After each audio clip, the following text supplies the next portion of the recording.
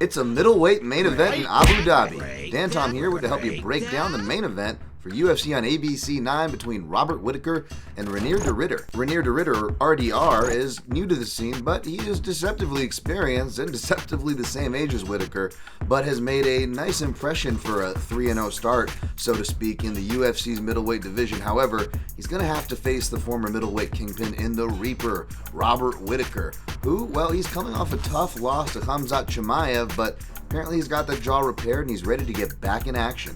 At the time of this video, the odds makers and the public are siding with the former champ Whittaker in the neighborhood of -152, with a comeback on De Ridder in the neighborhood of +120 as your underdog.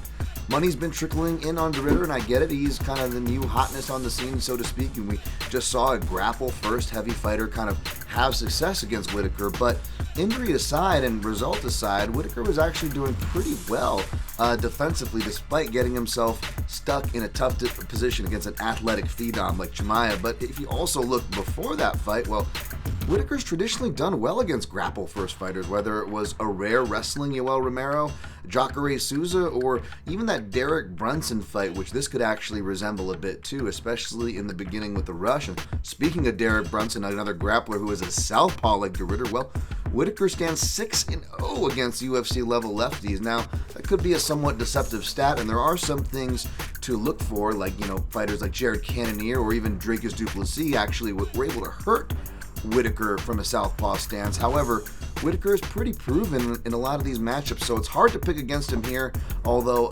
Reinier De Ridder made me look like a genius for picking him against Bo Nickel last time, and I appreciate that. I'm going to go with the Reaper, but to see more stats, more context as to why about the stats or my reasoning for my pick, well, you're going to have to check out my in-depth breakdown over at MMAJunkie.com, where you can find results this weekend.